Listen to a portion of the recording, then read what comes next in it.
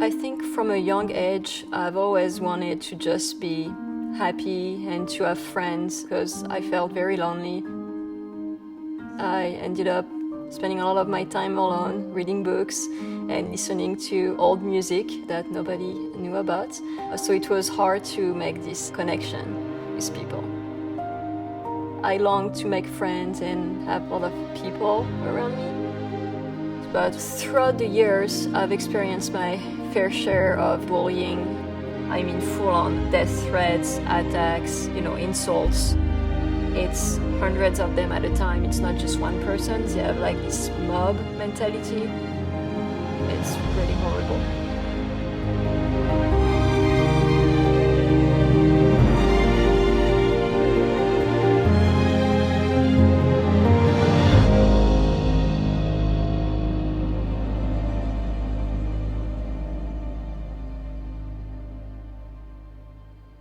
Can I move this one?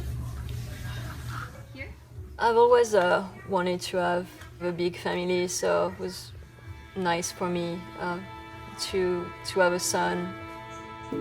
I wanted to teach him everything I know about life and what I love. Up until 15 months, Charlie was everything you'd expect from a baby. He would smile, he would interact with us, he looked at us and he laughed, and we just were like so in love, and it was everything I expected. So I was part of a Facebook group with moms who had babies born in the spring of 2013, just like Charlie.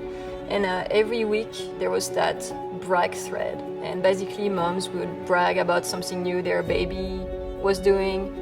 And after a while, I realized that Charlie wasn't doing all of the things those babies were doing. And so that was like, oh, you know what? Charlie doesn't point. No, Charlie doesn't really dance. And he has words, but not that many. So at his 15 months checkup, the pediatrician had us take a form that basically asked, is your child doing this and that? And I answered no to most of these questions. And so we asked the pediatrician, so why are you asking these questions? And she goes, well, this is a screening for autism, but Charlie is obviously not autistic, so you don't have to worry about it. When I posted about my concerns in that private Facebook group, one mom answered. She has a son with autism, and she told me, some of these things you're describing with Charlie, they're signs of autism. You should take the MChat. And so the MChat is a test that you can take online, and it's very simple. It's 20 questions about things your child is or is not doing. I answered no to, I think, 18. And anything above 3 is risk for autism. After I took the MChat for Charlie, I called early childhood intervention.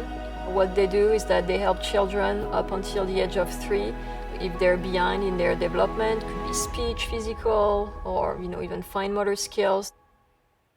So they came to the house to evaluate Charlie, and they were trying to have him do a chunky puzzle, and he wasn't having it. He took the puzzle piece and threw it at them. He was just like crying and screaming the entire time. Even though they couldn't do the test, they saw enough that they knew he was behind in his development, and they offered 2 hours of speech therapy a week, 1 hour of occupational therapy, plus parent training, but it wasn't enough. He started losing all of the words he had. He stopped talking, and he had a regression of pretty much everything. There was no more back and forth and interaction. I told my mom Charlie had autism.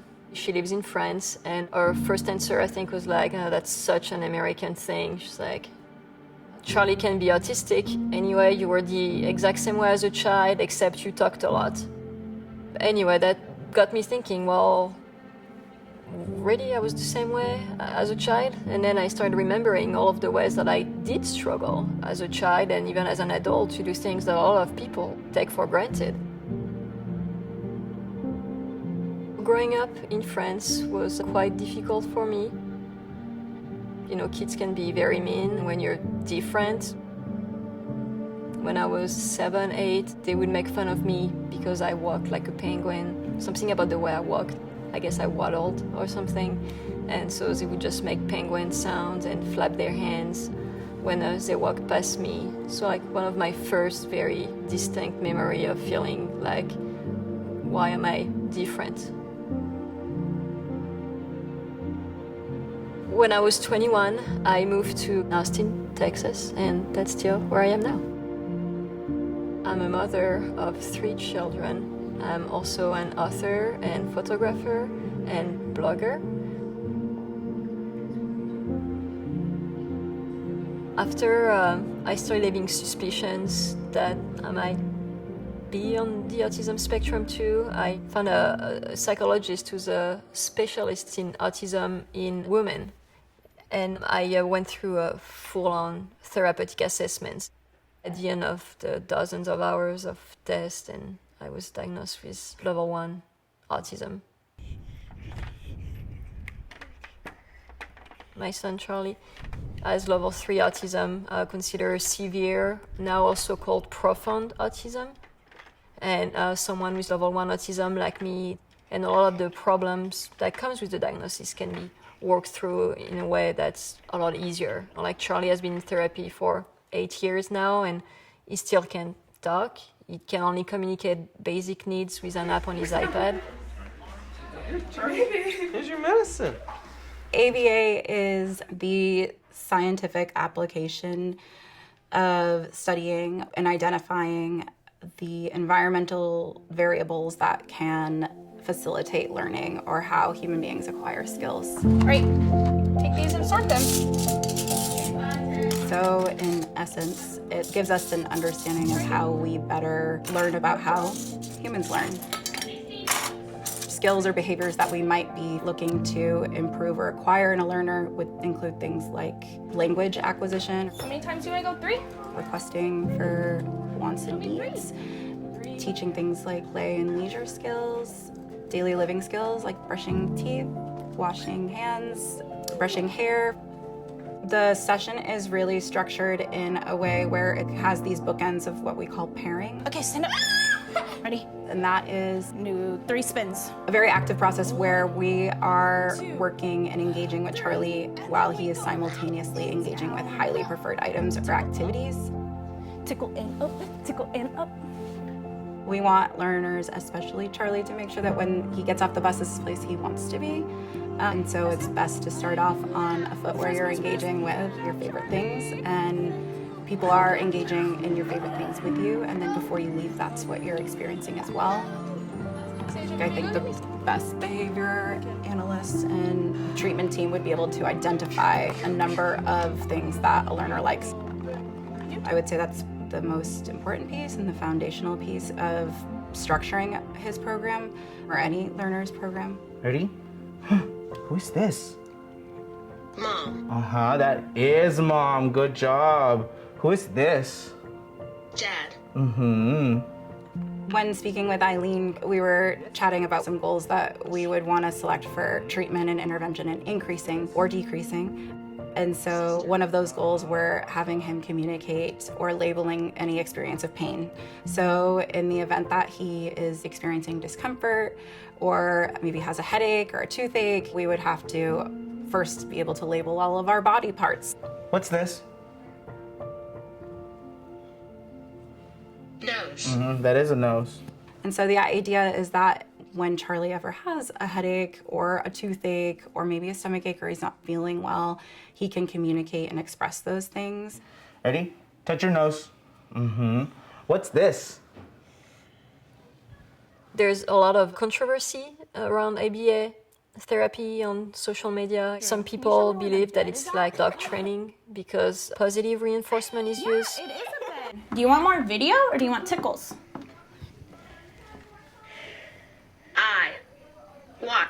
I want watch video. Okay, first, can you tell me about this bowl? Some people also believe that it's a conversion therapy because you're trying to make an autistic person normal. We're not trying to make an autistic person normal with ABA. We're trying to teach the autistic person skills that most people take for granted. At the top. Good job, Charlie. There are controversies around pretty much every single thing in the autism community. One of them is about language. Are you supposed to say I'm autistic, I'm on the spectrum, I have autism? Another one is around the puzzle piece symbol. Some people think that it's a Nazi symbol. The people complaining that, oh, you used the puzzle piece symbol, oh no, you said you have autism instead of autistic. They're the ones who have the luxury of being able to communicate and advocate for themselves on social media. That's not the case for people like my son Charlie. Charlie couldn't care less whether you use a puzzle piece symbol or an infinity loop symbol. What Charlie needs is support and therapy and care, attention, and awareness. Because a lot of people don't know about that side of the spectrum, Charlie's side of the spectrum. There is a vocal minority, I want to say, of people on social media who are either self-diagnosed or level 1 autism, who attack parents on social media. But not only parents, they also attack autistic people they disagree with. I have a pretty big social media platform and I deal with this daily. A lot of parents and autistic people are actually getting bullied out of social media because they can't handle it anymore. One of my goals is for people to come together despite their differences. I'm fine talking with someone who doesn't like the puzzle piece, even though I like it. I'm fine if someone wants to call themselves autistic or a person with autism. In the end, I think we should all want the same thing, which is more support for autistic people, more awareness to be accepted despite our differences. Depending on where you live, different services are available for autistic people. For instance, in Texas, it's not great. I'm on some waiting list for respite care. I got on the waiting list when Charlie was 2 because it was recommended by his developmental pediatrician. She told us it should be about 5 to 7 years until you get to the top. And those years went by. And I got a letter in the mail that said, would you like to stay on the waiting list for respite? It's going to be an additional 15 years. 15 years. So we have some services in Texas, but let's just say they're really hard to access. What happens when I'm gone? Who's gonna take care of Charlie? That's a question I don't have an answer to.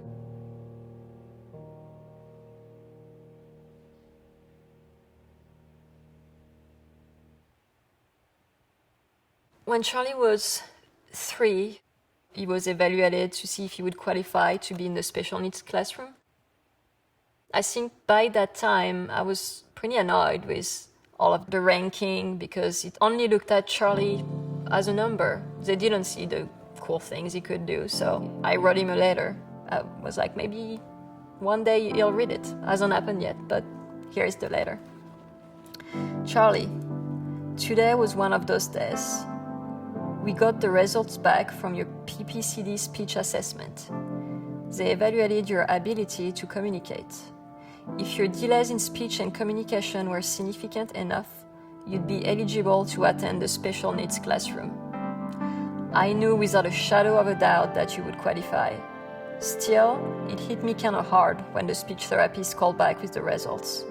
You scored in the first and second percentiles for the 2 speech and communication tests. The bottom of the scale. The gap is quite severe, she said. You know what, Charlie? Those tests are stupid. I wish she would have evaluated your amazing ability to sort objects by size and color. I wish they'd evaluate your creativity when playing with blocks and the shapes you make. I wish you would evaluate your ability to make high towers and be so delicate when doing so. I wish you would evaluate your great taste in music. Your inability to communicate and speak doesn't define you. Autism doesn't define you. You are unique and you can do so much more than they saw at first glance. Let's just forget about the numbers and focus on what you can do. I have a feeling that one day you will show them. one day you will tell them what you can really do.